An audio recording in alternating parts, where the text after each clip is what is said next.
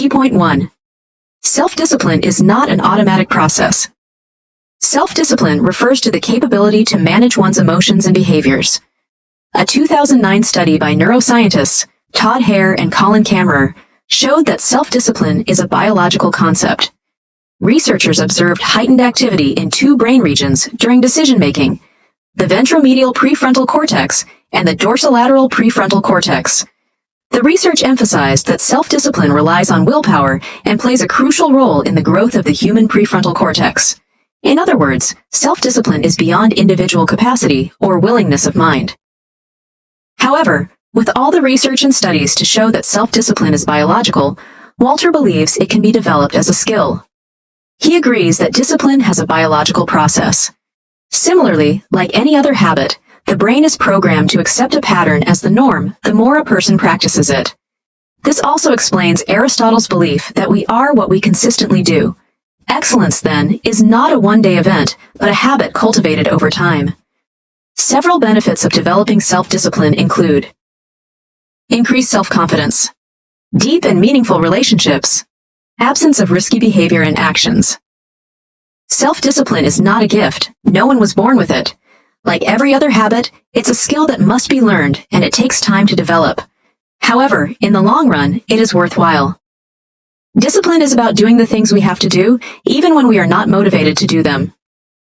With this summary, you will understand how to build habits that will transform your life and how to introduce self-discipline into your daily routine. Let's dive in. Your level of focus will affect the extent of your self-discipline. Daniel Walter. Key point 2. Your beliefs and mindset can hinder self-discipline.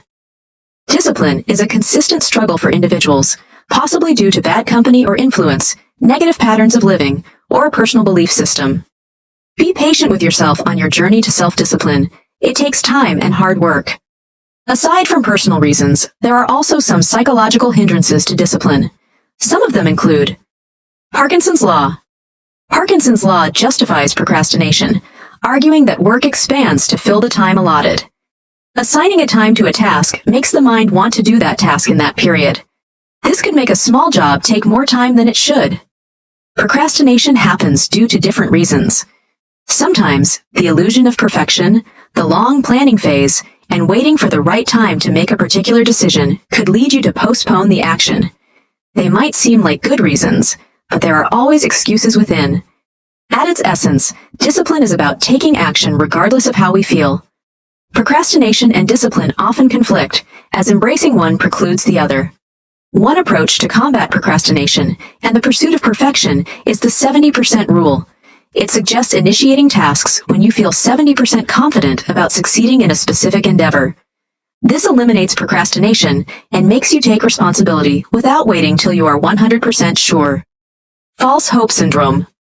Most people believe that changing behavior patterns and developing good habits can happen quickly, but it's a fact that overnight success does not exist. You might get momentarily motivated to change your lifestyle and make plans towards achieving this. However, once the stress of life sets in and your day gets unbearable, most people forget these goals and revert to previous habits, setting them up for failure before they even begin. To avoid doing this, ensure you set your mind toward changing before starting the journey. This helps you expect as many challenges as possible without looking for the easy way out. Time matters, and it is of so much importance in developing discipline. As you evaluate the things hindering your discipline, make sure you hold on to positive beliefs and mindsets that will help you achieve your goals. Key point 3. Hard work enhances personal development. Hard work is something most individuals do not enjoy. However, in being disciplined about goals, it is mandatory to work hard, but enjoying the process makes it a little better than expected. The ways to achieve this include power of association. Connecting effort with good feelings in your mind, matching a tough task with something you enjoy, will make you start to like the work eventually. This is because a positive association of action and feeling has formed in your mind. Consider eating your favorite snack before starting work or showering with a shower gel you love. It makes your mind associate work with your favorite food or even the smell of the shower gel, and you begin to look forward to working. Another thing to try is playing soft music in the background, ensuring it is not music with lyrics. You can also decide to create incentives every time you complete a task. It is important to know that it takes time because consistency is key. Don't give up on the hard work required to achieve your goals. Instead, train yourself to find pleasure in the process. Identity association. It means linking goal attainment to your identity as a person. Ensure you understand how each goal you must achieve will change you and what these goals mean for your identity. For example, you are overweight and want to lose weight. If your aim is to complete a full marathon, view yourself as more than just someone striving to lose weight. See yourself as someone who values health, feels energetic, and considers exercise a regular part of life. This makes it an identity thing for you. You will notice that you are changing. Your thought process is also changing, which makes this process enjoyable. As you transition from setting goals to achieving them, it is important that you learn to fall in love with the process, no matter how hard it is. Did you know? In a 2014 Pew Research Center survey of 44 countries, 73% of Americans view hard work as critical to making life progress. Key point 4. Work-life balance ensures burnout does not happen. Discipline allows you to rest and still achieve your goals. Some people see discipline as consistently pushing towards a goal, which can be correct in some cases. But it can also lead to burnout and mentally and physically destroy a person. Fatigue doesn't mean you can't cope or that you're failing. It just means you need rest. Burnout, characterized by exhaustion, indecision, and despair, can affect anyone and should be prevented. As you cultivate self-discipline, it's crucial not to overextend yourself. Some of the precautionary steps are: take time out to rest. Everyone will think this is an obvious thing to do or even to know, but the rate of burnout shows it is not. Relaxation is about giving yourself a reprieve from external stress and pressures. While resting, let go of all thoughts of work and ensure your phone or laptop is not near. Prioritize scheduling. Before starting a project or a task, try to know and understand how long this will take.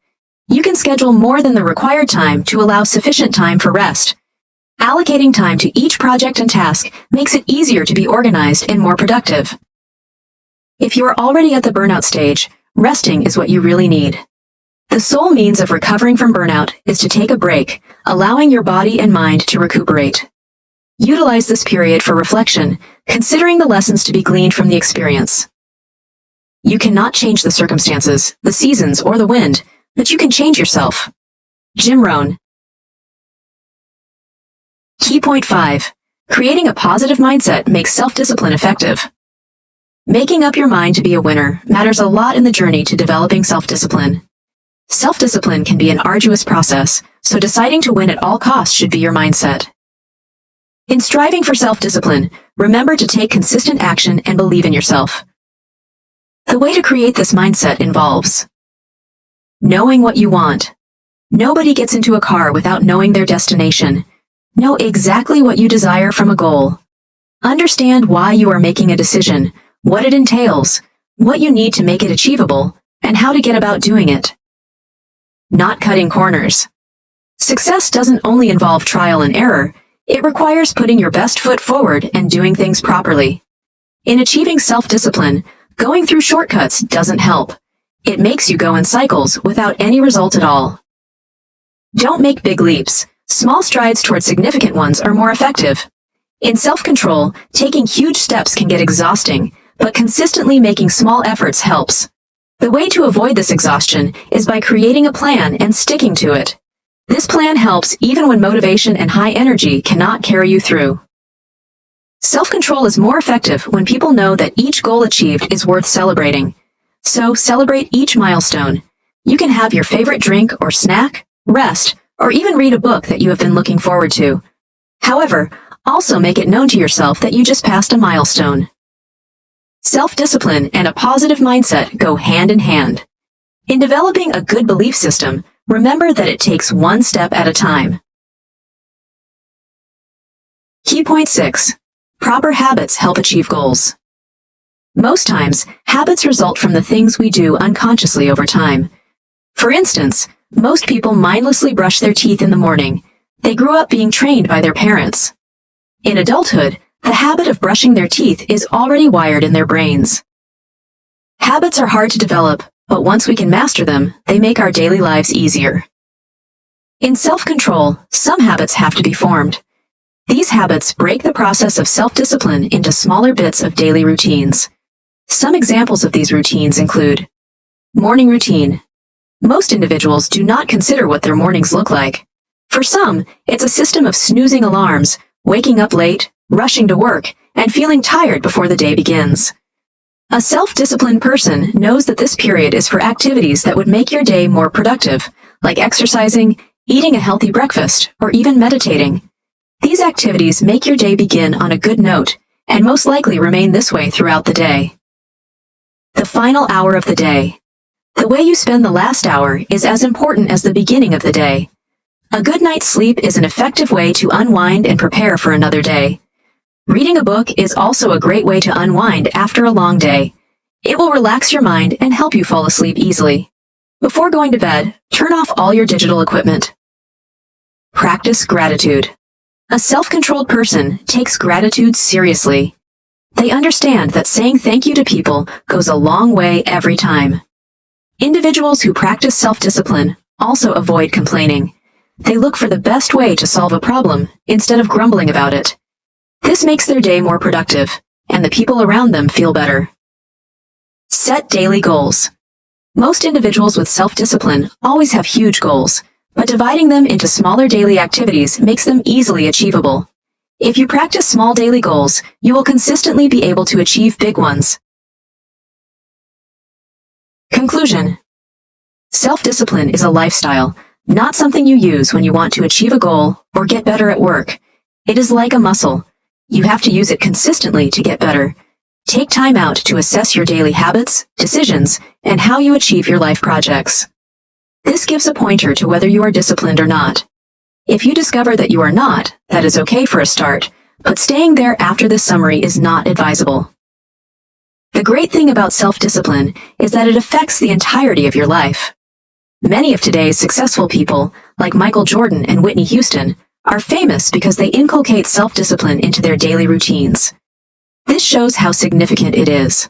It is also worth noting that although self-discipline has a lot of benefits, it also has its disadvantages like extreme self-discipline can lead to burnout.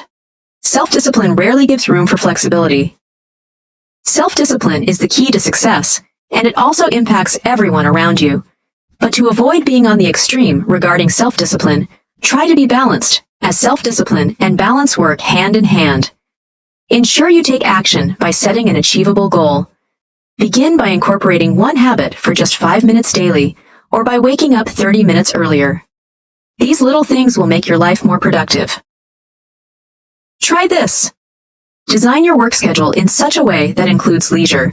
For example, you can decide to do any activity you enjoy during that period. You could take a walk, or even have a conversation with a colleague at work.